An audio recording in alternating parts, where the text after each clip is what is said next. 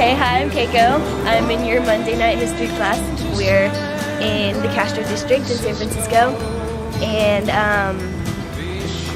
basically, I'm here with Haley, and Zach is recording right now.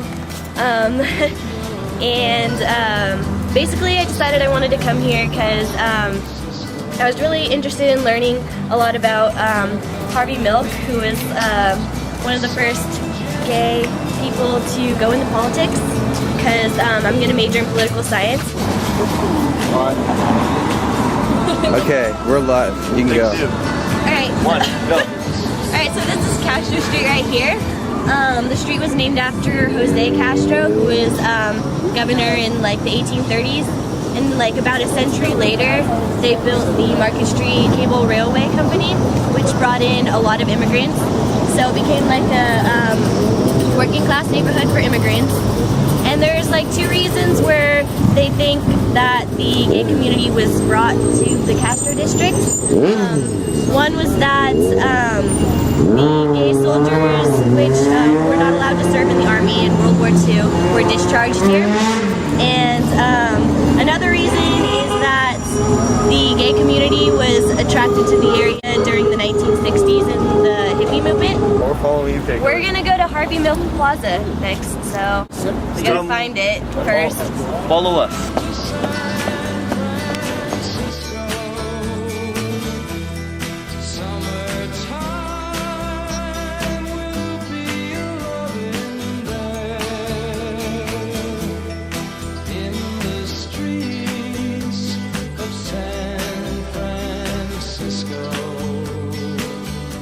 Harvey Milk was the representative of the despised minority, yet his lasting triumph is that he championed the rights of all people.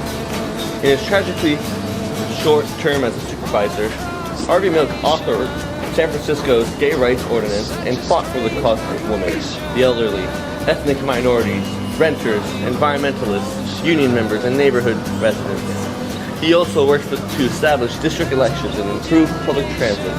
Muni riders remember him as the first city official to use the Muni Fast Pass every day. Harvey Milk and George Moscone were assassinated on November 22nd, 1978.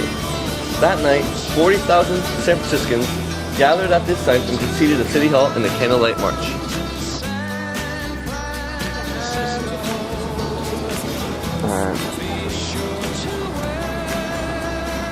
Oh, you're already filming?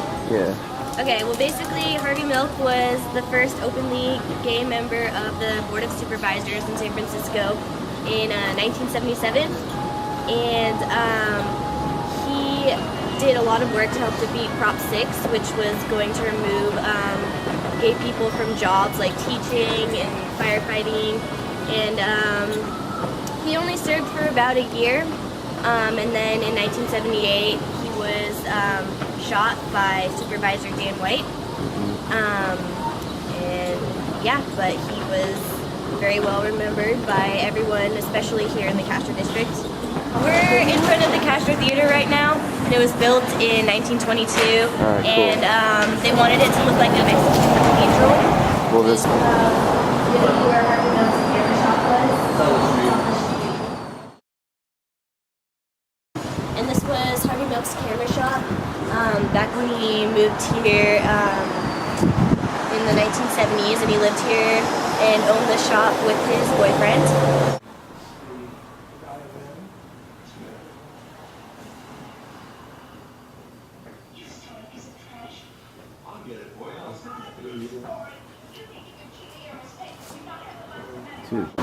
So this is the Metropolitan Community Church.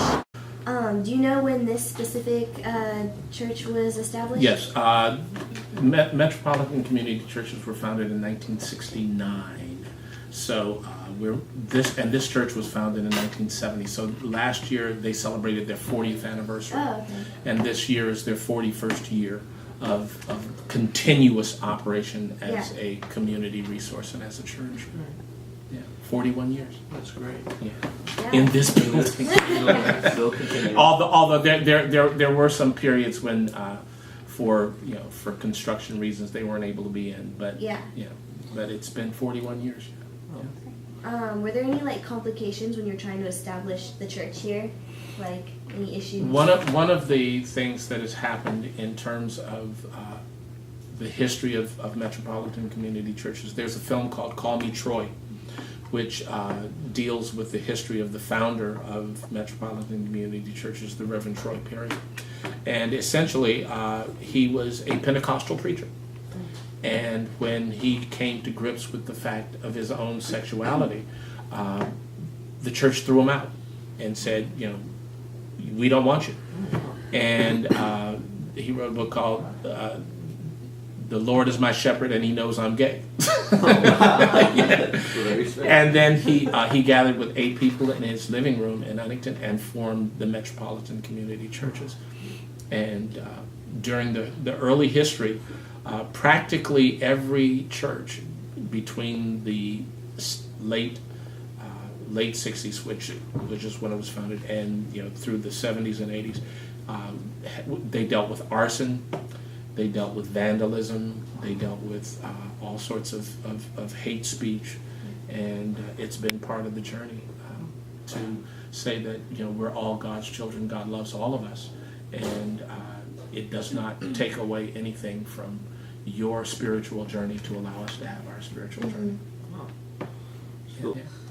So one thing we noticed is one of your stained glass windows. It had all these symbols from like other religions and stuff. So we were wondering if you could tell us a little bit about that. One of the things that was important in the founding of this denomination was that we be, as we say, a house of prayer for all people. And we recognize that people come from an incredible variety of spiritual and religious backgrounds. And what we did not want is we did not want anyone to feel as though because of whatever path it took for them to get here, that they wouldn't be welcome. And so we make a conscious effort to say that, however you got here, whatever path it has taken for you to get here, that you are welcome here. And that's one of the ways that that's just a visual representation of our philosophy that all of God's people are welcome. Do you have any support groups at this church?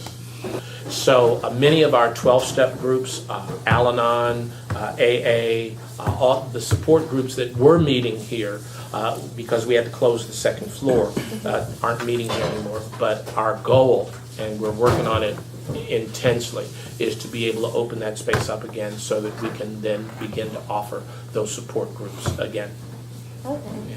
Is there anything just in general that you would want everyone to know about the Metropolitan Community Church? Our goal is to make sure that everything that we do is designed to help people have more productive, more loving, more joyous, more prosperous lives. My goal, and certainly my goal and the goal here at MCC San Francisco, is to provide opportunities for people to be spiritually fed no matter what food nourishes them. So we have recently, we've begun a Buddhist group that's going to be meeting here, and we're going to be having a female Catholic priest come in and consecrate communion with us once a month. And we're going to have a even more non-denominational group that's focused on those that have issues with Christianity, because we believe that it is so vital that we be a house for all people, and that they know that they are genuinely loved and nurtured and supported, no matter what church vocabulary works for them. Yeah. Well, the first step to having anything become reality is you start with an idea. Yes. And the idea is all inclusive. That's the idea that we begin with, and then everything else flows from that. Come to San Francisco.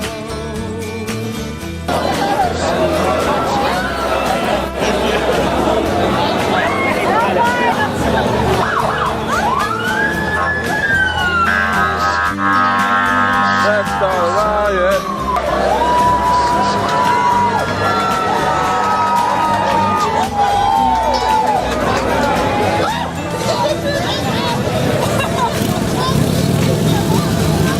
Are you filming the car scene? Yep. What up, Brandon? He's in the back.